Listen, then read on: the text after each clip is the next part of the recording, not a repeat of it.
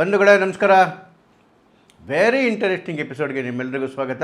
ದಯಮಾಡಿ ಎಚ್.ಎನ್. ಚಂದ್ರಶೇಖರ್ ಯೂಟ್ಯೂಬ್ ಚಾನಲ್ನ ಸಬ್ಸ್ಕ್ರೈಬ್ ಮಾಡಿಸಿ ಬೆಲ್ ಬಟನ್ ಅನ್ನು ಪ್ರೆಸ್ ಮಾಡಿ. ಒಂದು ಹೆಣ್ಜಿರ್ಲೆಗೆ ಮದುವೆ ಆಗಬೇಕು ಅಂತ ಆಸೆ ಆಯಿತು. ಅದಕ್ಕೆ ಅವ್ರ ಅಪ್ಪನ ಕೇಳ್ತು, ಅಪ್ಪ ನನಗೆ ಬೇಗ ಮದುವೆ ಮಾಡು ಅಂತೇಳಿ. ಅದಕ್ಕೆ ಅಪ್ಪ ಜಿರ್ಲೆ ಹೇಳ್ತು, ನೋಡಮ್ಮ ನೀನು ಅಲ್ಲಿ ಡೆಲ್ಲಿಗೆ ಹೋಗೋ ಜಂತರ್ ಮಂತರಲ್ಲಿ ತುಂಬ ಜಿರ್ಲೆಗಳಿದ್ದಾವೆ, ನಿನಗೆ ಯಾವ್ದು ಇಷ್ಟ ಬರುತ್ತೋ ಅದನ್ನು ಹುಡುಕು, ನಾನು ನಿನಗೆ ಮದುವೆ ಮಾಡಿಸ್ತೀನಿ ಅಂತೇಳಿ. ಆ ಹೆಣ್ಜಿರ್ಲೆ ಜಂತರ್ ಮಂತರಿಗೆ ಬಂತು, ಡೆಲ್ಲಿಗೆ ಬಂದು ನೋಡಿದ್ರೆ ನೆಟ್ಗಿರೋ ಜಿರ್ಲೆನೇ ಇಲ್ಲ. ಒಂದು ಕಡೆ ತಲೆಯಲ್ಲೆಲ್ಲ ಹೋಗಿ ಬಿದ್ದೈತೆ, ದೇಹ ಇನ್ನೊಂದು ಕಡೆ ಹೋಗಿ ಬಿದ್ದಿದೆ, ಕೈಯೆಲ್ಲ ಹೋಗಿ ಬಿದ್ದಿದೆ, ಕಾಲೆಲ್ಲ ಹೋಗಿ ಬಿದ್ದಿದೆ. ಅದೇನೋ ಕನ್ನಡದಲ್ಲಿ ಹಾಡು ಬರ್ತಿತ್ತಲ್ಲ ಹಳೇದು, ರುಂಡ ಒಂದು ಕಡೆ ಮುಂಡ ಒಂದು ಕಡೆ ಮದುವೆಯಾಗೋದು ಯಾವ ಕಡೆ, ಹಂಗಾಗೋಗ್ಬಿಟ್ಟಿದೆ. ಪಾಪ ಬೇಜಾರಾಗಿ ಹೆಣ್ಜಿರ್ಲೆ ವಾಪಸ್ ಹೊರಟೋಯ್ತಂತೆ. ಪಾಪ ಬೇಜಾರಾಗಿ ಹೆಣ್ಜಿರ್ಲೆ ಏನು ಮಾಡಬೇಕು ಅಂತಲೇ ಗೊತ್ತಾಗ್ತಾ ಇಲ್ಲ. ಹಾಗೆ ಆಗೋಗಿದೆ ರೀ ಪರಿಸ್ಥಿತಿ ಜಿರ್ಲೆಗಳದು. ಮೋದಿ ಒಂದೇ ಒಂದು ಹಿಟ್ ಹೊಡೆದ್ರು, ಒಂದೇ ಒಂದು, ಅದು ಮಿಡ್ ನೈಟ್ ಹಿಟ್ಟು.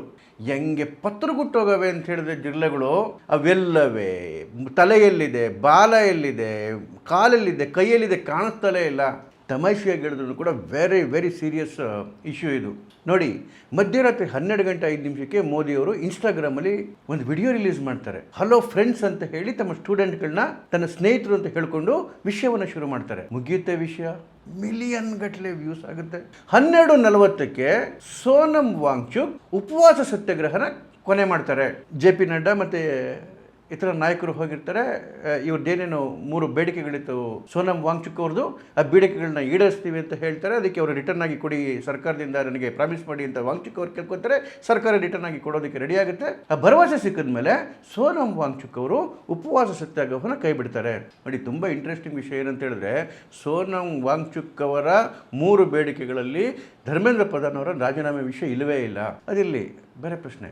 ಯಾವಾಗ ಸೋನಂ ವಾಂಗ್ಚುಕ್ ಅವರು ಉಪವಾಸವನ್ನು ಅಂತ್ಯಗೊಳಿಸಿದ್ರು, ಇಲ್ಲೇನು ಈ ಜಿಲ್ಲೆಗಳ ಹೆಸರಲ್ಲಿ ಈ ಲೆಫ್ಟಿಸ್ಟ್ಗಳು, ಈ ರಾವಣನ ಧೂರ್ತ ಸೈನ್ಯ ನಿಹಾಂಗಗಳು, ಲೆಫ್ಟಿಸ್ಟ್ಗಳು, ಅರ್ಬನ್ ನಕ್ಸಲ್ಗಳು, ಹುಡುಗರ ಥರ ಕಾಣೋ ಹುಡುಗಿರು, ಹುಡುಗಿರ ಥರ ಕಾಣೋ ಹುಡುಗರು, ಅವರು ಇವರು ಎಲ್ಲರೂ ಒಂದು ಸರ್ಕಸ್ ಮಾಡ್ತಿದ್ರಲ್ಲ, ಆ ಸರ್ಕಸ್ ಒಳಗಡೆಗೆ ಜಂಗಾಬಲನೇ ಹುಡುಗೋಯ್ತು. ಬರೀ ಜಿಲ್ಲೆ ವೇಷಧಾರಿಗಳಿಗೆ ಜಂಗಾಬಲಗ ಹುಡುಗೋಗಿದ್ದಲ್ಲ, ಈವನ್ ವಿರೋಧ ಪಕ್ಷಗಳಿಗೂ ಕೂಡ ಮೀಟ್ರೇ ಆಫ್ ಆಗೋಯ್ತು. ಯಾಕೆ ಅಂತ ಹೇಳಿದ್ರೆ, ನೋಡಿ, ಈ ಜಿಲ್ಲೆ ಎಪಿಸೋಡ್ ಏನಿದೆಯಲ್ಲ, ಇದರ ನಿಜವಾದ ಟರ್ನಿಂಗ್ ಪಾಯಿಂಟು ಅಥವಾ ಹೈಲೈಟ್ ಏನಾದರೂ ಒಂದಿದೆ ಅಂತ ಹೇಳಿದ್ರೆ, ಈ ಒಂದು ವಿಷಯಕ್ಕೆ ಸೋನಂ ವಾಂಗ್ಚುಕ್ ಎಂಟರ್ ಆಗಿದ್ದು. ನೋಡಿ, ನೀವು ಪೂರ್ತಿ ಹಿಸ್ಟ್ರಿಗೆ ಹೋಗ್ತೀರಿ CJPಗೆ ಅಂತ ಹೇಳಿದ್ರೆ, ನಮ್ಮ ಚೀಫ್ ಜಸ್ಟಿಸ್ ಆಫ್ ಇಂಡಿಯಾ ಅವನು ಯಾರೋ ಒಬ್ಬ ಸೋಮಾರಿ ಅಡ್ವೊಕೇಟು, ಅವನಿಗೆ ವಿಷಯವೂ ಗೊತ್ತಿರಲ್ಲ, ಸೀರಿಯಸ್ನೆಸ್ ಇರಲ್ಲ, ಅವನನ್ನ ಅಡ್ರೆಸ್ ಮಾಡ್ತಾ ಈ ಥರದ ಕಾಕ್ರೋಚ್ಗಳು ಅಂತ ಹೇಳ್ತಾರೆ. ಎಲ್ಲೋ ಬೋಸ್ಟನಲ್ಲಿ, ಅಮೆರಿಕದ ಬೋಸ್ಟನಲ್ಲಿ ಕೂತಿದ್ದ ದೀಪ್ಗೆ ಇದಕ್ಕಿದಂಗೆ ಮಿಡ್ ನೈಟಲ್ಲಿ ಒಂದು CJP ಅಂತ ಕಟ್ತಾನೆ. ಅವನಿಗೆ ಗೊತ್ತಿಲ್ಲ ಅದು ಹೆಂಗೆ ಇಟ್ಟಾಗುತ್ತೆ ಅಂತೇಳಿ. ಅಷ್ಟೊತ್ತಿಗೆ ಆಗಲೇ ಏನು ಜಗತ್ತಿನ ಎಲ್ಲ ಏನು ಲೆಫ್ಟಿಸ್ಟ್ ವ್ಯವಸ್ಥೆ ಇತ್ತು, 1-2 ಕೋಟಿ ಫಾಲೋವರ್ಸ್ ಆಗಾಗಿ ನೋಡ್ಕೊಂಡ್ಬಿಡ್ತಾರೆ. ಆ ಫಾಲೋವರ್ಸ್ ಹೆಂಗಾಗಿದ್ದು, ಯಾವ್ಯಾವುದೋ ದೇಶಗಳು, ಪ್ಯಾಲೆಸ್ಟೈನ್ದು, ಇರಾಕ್ದು, ಪ್ಯಾಲೆಸ್ಟೈನಿನ ಪಾಪ್ಯುಲೇಷನ್ಗಿಂತ ಜಾಸ್ತಿ ಫಾಲೋವರ್ಸ್ ಆ ದೇಶದಿಂದ. ಹೀಗೆ ಹಾಗೂ ಹೀಗೂ ಏನೇನೋ ಮಾಡಿ ಗೋಲ್ಮಾಲ್ ಮಾಡಿಬಿಟ್ಟು 1-2 ಕೋಟಿ ಫಾಲೋವರ್ಸ್ ಆಗ್ಬಿಡುತ್ತೆ. BJPಗಿಂತ ಜಾಸ್ತಿ ಫಾಲೋವರ್ಸ್ ಅಂತೇಳಿ ಕೊಚ್ಕೊಳ್ಳೋಕೆ ಶುರು ಮಾಡಿಬಿಡ್ತಾರೆ. ನಾನು ಜೂನ್ 6ನೇ ತಾರೀಕು ಇಂಡಿಯಾಗೆ ಬರ್ತೀನಿ ಅಂತಾನೆ. ಇಂಡಿಯಾಗೆ ಬರ್ಬೇಕಾದ್ರೆ ಅವ್ನು ಅನ್ಕೊಂಡ್ಬಿಟ್ಟಿರ್ತಾನೆ, ಏನು 1000 ಜನ ಕಾಯ್ತಾ ಇರ್ತಾರೆ ಅಂತೇಳಿ. ಡೆಲ್ಲಿ ಇಂಟರ್ನ್ಯಾಷನಲ್ ಏರ್ಪೋರ್ಟಲ್ಲಿ ಇಳಿತಿದ್ದಂಗೆನೇ 40 ಜನನೂ ಇರಲ್ಲ. ಆಗ ಒಂದು ಆಟ ಆಡಿರ್ತಾರೆ, ಏನೋ ಇವರು ಜಂತರ್ ಮಂತರಲ್ಲಿ ಪ್ರೊಟೆಸ್ಟ್ಗೆ ಅವಕಾಶ ಕೊಡಲ್ಲ ಪೊಲೀಸು, ನನ್ನನ್ನು ಬೇಡಿ ಹಾಕೊಂಡು ಬಂಧಿಸ್ಕೊಂಡು ಕರ್ಕೊಂಡು ಹೋಗ್ತಾರೆ, ಒಂದು ನಾಟಕ ಆಡ್ಬಿಟ್ಟು ಒಂದು ಡ್ರಾಮಾ ಕ್ರಿಯೇಟ್ ಮಾಡ್ಬೋದು ಅಂತೇಳಿ. ಡೆಲ್ಲಿ ಪೊಲೀಸು ಅದನ್ನು ಟುಸ್ ಅನ್ನಿಸ್ತಾರೆ. ಹೋಗಿ ಏರ್ಪೋರ್ಟ್ಗೆ ಹೋಗ್ಬಿಟ್ಟು ನಿನಗೆ ಪರ್ಮಿಷನ್ ಕೊಡ್ತೀವಿ, ಮಾಡ್ಕೊ ಹೋಗು ಅಂತ ಹೇಳ್ತಾರೆ. ಇಲ್ಲಿಗೆ ಬಂದರೆ 100 ಜನ ಗತಿ ಇಲ್ಲ. ಅದಾದಮೇಲೆ ಇಡೀ ದೇಶದಲ್ಲೆಲ್ಲ ಸುತ್ತಾಡ್ಕೊಂಡು ಅಲ್ಲೆಲ್ಲ ಶುರು ಮಾಡ್ಕೊಂತ ಬರ್ತಾನೆ. ಹೋದ ಕಡೆ ಎಲ್ಲ ಒದೆ ಬೀಳ್ತವೆ, ಬಿಟ್ಟರೆ ಜನ ಅಂತೂ ಸೇರಲ್ಲ. ಮತ್ತೆ ವಾಪಸ್ ಬಂದು ಜಂತರ್ ಮಂತರಲ್ಲಿ ಕೂತ್ಕೊಂತೀನಿ ಅಂತ ಹೇಳ್ತಾನೆ. ಆ ಸಂದರ್ಭದಲ್ಲಿ ಸೋನಂ ವಾಂಗ್ಚುಕ್, ನೋಡಿ, ಸೋನಂ ವಾಂಗ್ಚುಕ್ದು ಹಿಸ್ಟ್ರಿ ಏನನ್ನ ಇರಲಿ, ಬಟ್ ಸತ್ಯಾಗ್ರಹದ ವಿಚಾರದಲ್ಲಿ ಒಂದು ಹೆಸರಿದೆ. ಹಿಂದೆಲ್ಲೂ ಭಾಳಷ್ಟು ಉಪವಾಸ ಸತ್ಯಾಗ್ರಹ ಮಾಡಿದರು. ಈಗಲೂ ಕೂಡ ಅವರೇನು ಮಾಡ್ತಾರೆ, ಜಂತರ್ ಮಂತರಿಗೆ ಬಂದು ಉಪವಾಸ ಸತ್ಯಾಗ್ರಹ ಘೋಷಣೆ ಮಾಡಿಬಿಡ್ತಾರೆ. ಆಗ ಒಂದು ಚೂರು ಸೀರಿಯಸ್ನೆಸ್ಸು ಜನಕ್ಕೆ ಬರೋಕ್ಕೆ ಶುರು ಆಗುತ್ತೆ. ಮೀಡಿಯಾಗಳ ಅಟೆನ್ಷನ್ನು ಕೂಡ ಆ ಕಡೆಗೆ ಬರೋಕ್ಕೆ ಶುರು ಆಗುತ್ತೆ. ಅಲ್ಲಿವರೆಗೂ ಮೀಡಿಯಾಗಳು ತಲೆನೇಗಿಸ್ಕೊಂಡಿರಲಿಲ್ಲ ಈ ಜಿಲ್ಲೆಗಳಿಗೆ. ಯಾವಾಗ 15ನೇ ದಿವಸ, 14ನೇ ದಿವಸ, 17ನೇ ದಿವಸಕ್ಕೆ ಬರುತ್ತೆ, ಇನ್ನೇನು ಮಾನ್ಸೂನ್ ಸೆಷನ್ ಶುರುವಾಗಬೇಕು ಪಾರ್ಲಿಮೆಂಟ್ದು.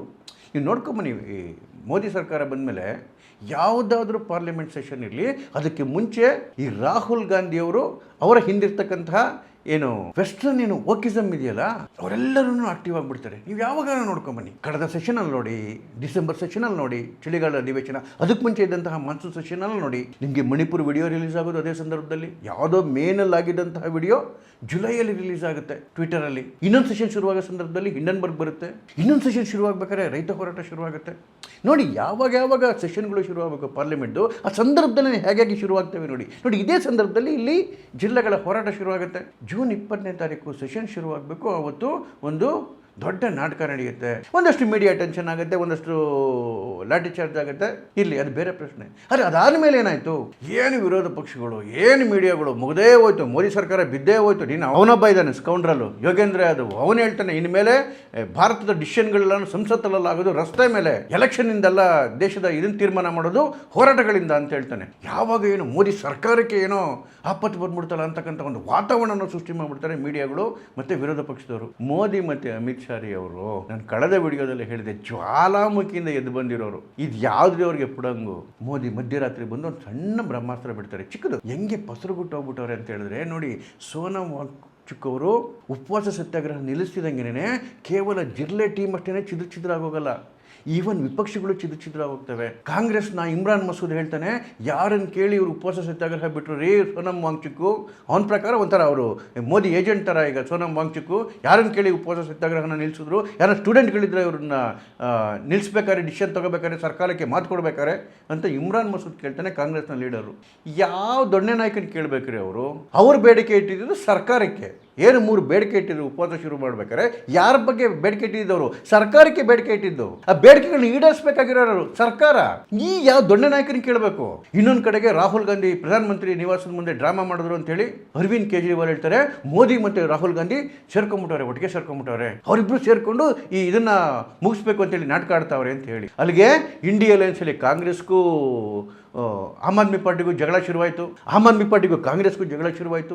ಸೆಷನ್ ಒಳಗಡೆಗೆ ಅಖಿಲೇಶ್ ಯಾದವ್ ಹೇಳ್ತಾರೆ, ಸರ್ಕಾರನು ಮತ್ತು ಕಾಂಗ್ರೆಸ್ ಒಟ್ಟಿಗೆ ಸೇರ್ಕೊಂಡ್ಬಿಟ್ಟಿದ್ರು, ಅದಕ್ಕೆ ನೀವು ಕಾಂಗ್ರೆಸ್ ಅವರಿಗೆ ಮಾತ್ರ ಮಾತಾಡಕ್ಕೆ ಬಿಟ್ಟಿದ್ದೀರಿ ಅಂತೇಳಿ. ಅಲ್ಲಿಗೆ ಸಮಾಜವಾದಿ ಪಾರ್ಟಿಗೂ ಮತ್ತು ಕಾಂಗ್ರೆಸ್ಗೂ ಹೊತ್ಕಂತು. ಇಲ್ಲಿ ಬಂದರೆ ಸೋನಂ ವಾಂಗ್ಚುಕ್ನು ಜಿರ್ಲೆಗೂ ಮತ್ತೆ ದೊಡ್ಡ ಡಿವೈಡ್ ಬಂದ್ಬಿಡ್ತು. ಅದಾದ್ಮೇಲೆ ಇನ್ನೂ ಡೆವಲಪ್ಮೆಂಟ್ ಭಾರಿ ಚೆನ್ನಾಗಿದೆ. ಅಭಿಜಿತ್ ದೀಪ್ಗೆ ಕಾಣಿಸ್ತಲೇ ಇಲ್ಲ ಇವಾಗ.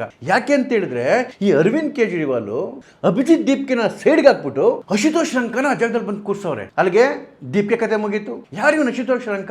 ಸುಮಾರು ಒಂದು 25-26 ವರ್ಷದಿಂದ ಕೇಜ್ರಿವಾಲ್ ಜೊತೆ ಇದ್ದಾನೆ. ಇವನ್ ಆಮ್ ಆದ್ಮಿ ಪಾರ್ಟಿ ಶುರುವಾಗಿಂದ ಮುಂಚೆಯಿಂದನೂ. ಸೊ ಆಗ ಅರವಿಂದ್ ಕೇಜ್ರಿವಾಲ್ ಹೇಳ್ತಾರೆ, ದೀಪ್ಗೆ ನೀನು ಸೈಡ್ಗೆ ಹೋಗು, ಇವನಿಗೆ ಹ್ಯಾಂಡಲ್ ಮಾಡೋಕ್ಕೆ ಚೆನ್ನಾಗಿ ಗೊತ್ತಿದೆ, ಇವನಿನ ಮೇಲೆ ನೋಡ್ಕೊತಾನೆ ಅಂತೇಳಿ. ಈ ಜಿರ್ಲೆ ಗ್ಯಾಂಗಲ್ಲಿ ಇದ್ದಂತಹ CJP ಇದ್ದಂತಹ ಮತ್ತೊಬ್ಬ ದೊಡ್ಡ ಸ್ಪೋಕ್ಸ್ ಪರ್ಸನ್ ವಿಜಯ್ ದಹಿಯಾ, ಅವನೆಲ್ಲ ಬರ್ಗರ್ ತಿಂತವನೆ ಅಂತೇಳಿ ಅವನು ದೀಪ್ಗೆ ಕಿತ್ತಾಚಿಗಾಗ್ದ ಅಂತೇಳಿ ಅವನು ರೆಬಲ್ ಹಾಕುಂತವನೆ. ಇಲ್ಲಿ ದೀಪ್ಗೆನು ವಿಜಯ್ ದಹಿಯಾಗೂ ಕಿರಿಕ್ ನಡೀತಾ ಇದೆ, ದೀಪ್ಗೆಗೂ ಅಶುತೋಷ್ ರಂಕಗೂ ಕಿರಿಕ್ ನಡೀತಾ ಇದೆ, CJPಗೂ ವಾಂಗ್ಚುಕ್ಗೂ ಕಿರಿಕ್ ನಡೀತಾ ಇದೆ. ಸೋನಂ ವಾಂಗ್ಚುಕ್ ಹೆಂಡತಿ ರಾಹುಲ್ ಗಾಂಧಿ ಮೇಲೆ ಆರೋಪ ಮಾಡ್ತಾರೆ, ಜಾಸ್ತಿ ಡ್ರಾ ಮಾಡಬೇಡಿ, ಬಂದು ಇದನ್ನೆಲ್ಲ ಹಾಳು ಮಾಡೋಕ್ಕೆ ಡ್ರಾ ಮಾಡ್ತಾ ಇದ್ದಾರೆ ಅಂತೇಳಿ. ಸೋನಂ ವಾಂಗ್ಚುಕ್ ರಾಹುಲ್ ಗಾಂಧಿಗೂ ಶುರುವಾಗಿದೆ. ಇವ್ರ ಮೇಲೆ ಇವ್ರ ಮೇಲೆ ಹೇಳಿದ್ನಲ್ಲ, ಸೋನಂ ವಾಂಗ್ಚುಕ್ ಒಂಥರ ರುಂಡ ಇದ್ರು, ರುಂಡ ಒಂದ್ ಕಡೆ ಹೋಗಿ ಬಿದ್ದಿದೆ. ದೀಪ್ಗೆ ಒಂಥರ ಬಾಡಿ ಇದ್ದಂಗಿದೆ, ಬಾಡಿ ಒಂದ್ ಕಡೆ ಹೋಗಿ ಬಿದ್ದಿದೆ. ವಿಜಯ್ ದಹಿಯಾ ಒಂದು ಕೈ ಇನ್ನೊಂದು ಕಡೆ ಹೋಗಿ ಬಿದ್ದಿದೆ. ಚಿಂದಿ ಚಿತ್ರಾನ್ನ ಹೋಗಿದೆ. ಯಾವಾಗ 20ನೇ ತಾರೀಕು ಒಂದಷ್ಟು ಹೋರಾಟ ನಡೀತು ಪಾರ್ಲಿಮೆಂಟ್ ಮುಂದೆ, ನೀವು ಆ ಮೀಡಿಯಾಗಳು ತೋರಿಸಿದ್ ನೋಡಬೇಕು, ಪೇಪರ್ಗಳು ತೋರಿಸಿದ್ ನೋಡಬೇಕು, ವಿರೋಧ ಪಕ್ಷದವ್ರು ಆಡಿದ್ದು ನೋಡಬೇಕು, ಸೋಷಿಯಲ್ ಮೀಡಿಯಾ ಬೆಚ್ಚಿದ್ದು ನೋಡಬೇಕು. ಮುಗದೇ ಹೋಯ್ತು ಮೋದಿ ಸರ್ಕಾರದ್ದು, ಮುಗದೇ ಹೋಯ್ತು ಕಥೆನೇ. ಇನ್ನೆಲ್ಲ ಇಡೀ ದೇಶದಲ್ಲಿ ದಂಗೆ ಎದ್ದು ಬಿಡುತ್ತೆ, ದೇಶದಲ್ಲಿ ಬೆಂಕಿ ಎದ್ದು ಬಿಡುತ್ತೆ, ಇನ್ನೊಂದು ನೇಪಾಳ ಆಗ್ಬಿಡುತ್ತೆ ಅಂತೇಳಿ. ಆಗಲೂ ಕೂಲಾಗಿ ವಿಡಿಯೋ ಮಾಡಿ ಹೇಳಿದ್ದೆ, ಏನೂ ಆಗಲ್ಲ, ತಲೆಗೆಡಿಸ್ಕೋಬೇಡಿ ಅಂತೇಳಿ. 2 ದಿನ ಟುಸ್ ಆಯಿತು. ಪ್ರಾಬ್ಲಮ್ ಏನು ಅಂತ ಹೇಳಿದ್ರೆ ನೋಡಿ, ಕಳೆದ ಚುನಾವಣೆ ಸಂದರ್ಭದಲ್ಲೇ ಸೋರೋಸು ಡಲ್ಲಾಸಲ್ಲಿ ಒಂದು ಕಾರ್ಯಕ್ರಮದಲ್ಲಿ ಹೇಳಿದ್ದ, ಒಂದು ಮೀಟಿಂಗಲ್ಲಿ ಹೇಳಿದ್ದ, ಮೋದಿನ ಇಳಿಸೋದಕ್ಕೆ $1 ಬಿಲಿಯನ್ ಎತ್ತಿಟ್ಟಿದ್ದೀನಿ ಅಂತೇಳಿ. $1 ಬಿಲಿಯನ್ ಎಷ್ಟು? ಸುಮಾರು 8,500 ಕೋಟಿ. ಅದನ್ನು ಚೆನ್ನಾಗಿ ಎಕ್ಸಿಕ್ಯೂಟಿವ್ ಮಾಡ್ಕೊಂಡು ಹೋದ. ಆದರೆ ಅವನಿಗೆ ಪ್ರಾಬ್ಲಮ್ ಏನು ಅಂತ ಹೇಳಿದ್ರೆ, ಮೋದಿ ಮುಂದೆ ಗಟ್ಟಿಗೆ ನಿಲ್ಲಬೇಕಾದಂತಹ ಒಬ್ಬ ಪ್ರಾಮಾಣಿಕ ವ್ಯಕ್ತಿ ಸಿಕ್ಕಿಲ್ಲ. ಸಿಕ್ಕಿರೋರೆಲ್ಲ ಥರ್ಡ್ ಕ್ಲಾಸ್ಗಳು, ದಗಲ್ಬಾಜಿಗಳು. ಜನ ನಂಬಲ್ಲ ಅವ್ರನ್ನ. ಮೋದಿ ಮುಂದೆ ತಂದು ನಿಲ್ಲಿಸಬೇಕು, ಮೋದಿನ ಡಿಸ್ಪ್ಲೇಸ್ ಮಾಡಬೇಕು ಅಂತೇಳಿ ಎಷ್ಟು ಪ್ರಯತ್ನಗಳು ಇಡೀ ಜಗತ್ತು ಮಾಡ್ತು. ಅಮೇರಿಕಾ, ಚೈನಾ, ಇವನ್ ಯುರೋಪಿಯನ್ ಕಂಟ್ರೀಸು ಎಷ್ಟು ಪ್ರಯತ್ನ ಮಾಡಿದ್ವು. ಆದರೆ ಒಬ್ಬನೇ ಒಬ್ಬ ನಂಬಿಕಸ್ಥ ಪ್ರಾಮಾಣಿಕ ಸಿಕ್ಕಿಲ್ಲ. ಯಾಕೆ ಅಂತ ಹೇಳಿದ್ರೆ, ನಂಬಿಕೆ ವಿಚಾರದಲ್ಲಿ, ಪ್ರಾಮಾಣಿಕತೆ ವಿಚಾರದಲ್ಲಿ ಮೋದಿ ಒಂದು ದೊಡ್ಡ ಸ್ಟೇಚರನ್ನು ನಿರ್ಮಾಣ ಮಾಡಿ ಇಟ್ಬಿಟ್ಟಿದ್ದಾರೆ. ಅವ್ರನ್ನ ಆಪೋಸ್ ಮಾಡ್ತಕ್ಕಂಥ ವ್ಯಕ್ತಿ, ಅವ್ರ ಎದುರುಗಡೆ ನಿಲ್ಲಿಸಬೇಕಾದಂಥ ವ್ಯಕ್ತಿನೂ ಕೂಡ ಅದೇ ಲೆವೆಲಲ್ಲಿ ಇರಬೇಕು. ದುರದೃಷ್ಟವಶಾತ್ ಈ ವಿದೇಶಿ ಶಕ್ತಿಗಳಿಗೆ ಅಂಥ ಒಬ್ಬ ವ್ಯಕ್ತಿ ಸಿಗ್ತಾ ಇಲ್ಲ. ಸಿಕ್ತಿರೋವೆಲ್ಲವನ್ನೂ ಥರ್ಡ್ ಕ್ಲಾಸ್ಗಳೇನೆ.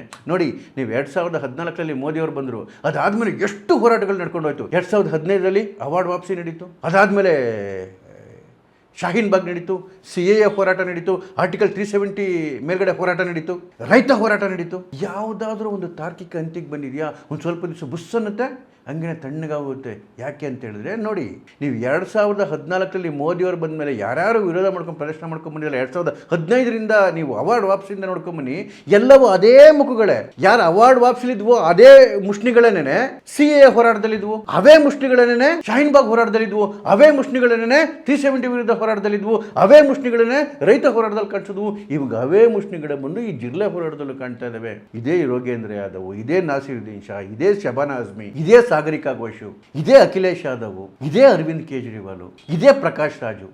ಇಂಥ ಕಿತ್ತೋಗಿರೋ ಮುಖಗಳನ್ನ, ಕಿತ್ತೋಗಿರೋ ಪರ್ಸನ್, ಇವ್ರ ಸ್ವಂತ ಬದುಕು ನೋಡಿ, ಇವರ ಸಾರ್ವಜನಿಕ ಬದುಕು ನೋಡಿ, ಇನ್ಕ್ಲೂಡಿಂಗ್ ರಾಹುಲ್ ಗಾಂಧಿ. ಪ್ರಾಮಾಣಿಕತೆ ಅನ್ನೋದು ಝೀರೋ. ಹೋಗ್ಲಿ, ಸ್ವಂತ ಬದುಕಲ್ಲಾದ್ರೂ ಒಂದು ವ್ಯಕ್ತಿತ್ವ ಉಳಿಸ್ಕೊಂಡಿದಾರ. ಇಂಥವ್ರನ್ನ ಕರ್ಕೊಂಬಂದು ಮೋದಿ ಮುಂದೆ ನಿಲ್ಲಿಸೋ ತಡ್ಕಂತವೇನ್ರಿ ಅವು? ಒಂದು ಉಫ್ ಅಂತ ಬಿಟ್ಟಿದ್ದು ಒಂದು ಪುಟ್ಟು ಬಾಣಕ್ಕೆಡೆನೆ ತರಗೆಲಗಳಂತೆ ಬಿದ್ದೋಗಿದ್ದಾವೆ. ರುಂಡ ಎಲ್ಲಿದೆಯೋ ಮುಂಡ ಎಲ್ಲಿದೆಯೋ ಗೊತ್ತೇ ಇಲ್ಲ. ನೋಡಿ, ಈ ರಾಹುಲ್ ಗಾಂಧಿ ಇವರೆಲ್ಲರೂ ಆಚೆ ಕಡೆಗೆ ಈ ಕೋತಿ ಆಡ್ತಿರ್ಬೇಕಾದ್ರೆ ಒಳಗಡೆಗೆ ಸದ್ದಿಲ್ಲದೆ FCRA ಬಿಲ್ ಟೇಬಲ್ ಆಗಿದೆ, ಕ್ಯಾಬಿನೆಟಲ್ಲಿ ಅಪ್ರೂವ್ ಆಗಿದೆ, ಈಗ ಬಿಲ್ ಟೇಬಲ್ ಆಗಿದೆ. ಮಂಡೇ ಪಾಸ್ ಕೂಡ ಆಗೋಗುತ್ತೆ. ಏನು ಮಾಡ್ಕೊಳಕ್ಕಾಗದಿರೋ ಪರಿಸ್ಥಿತಿಲಿ ಕೂತವ್ರು ಇವರು. ಇದಲ್ವ ಆಟ ಅಂತ ಹೇಳಿದ್ರೆ? ಹಾಗಾಗಿ ಬಂಧುಗಳೇ, ಮುಂದೆನೂ ಭಯಂಕರ ನಾಟಕ ಆಡ್ತಿರ್ತಾರೆ. ಇಂಥವೆಲ್ಲ ಸಣ್ಣ ಪುಟ್ಟವೆಲ್ಲ ಬರ್ತಾ ಇರ್ತವೆ, ಮೀಡಿಯಾಗಳು ಅದನ್ನೇ ದೊಡ್ಡದಾಗಿ ತೋರಿಸ್ತಾ ಇರ್ತಾರೆ. ತಲೆ ಕೆಡಿಸ್ಕೋಬೇಡಿ. ಅಲ್ಲಿರೋದು ಮೋದಿ ಮತ್ತು ಅಮಿತ್ ಶಾ. ಈ ಕಡೆ ಬಂದರೆ ಯೋಗಿ ಇದ್ದಾರೆ, ಆ ಕಡೆ ಬಂದರೆ ಸುವೇಂದು ಅಧಿಕಾರಿ ಇದ್ದಾರೆ, ಮೇಲ್ಗಡೆ ಬಂದರೆ ಧಾಮಿ ಇದ್ದಾರೆ, ಇನ್ನೂ ಮುಂದಕ್ಕೆ ಹೋದರೆ ಹಿಮಂತ ಬಿಸ್ವಾ ಶರ್ಮಾ ಇದ್ದಾರೆ. ಭಾರತ ಸುಭದ್ರವಾಗಿದೆ ರೀ, ತಲೆ ಕೆಡಿಸ್ಕೋಬೇಡಿ. ನಮಸ್ಕಾರ.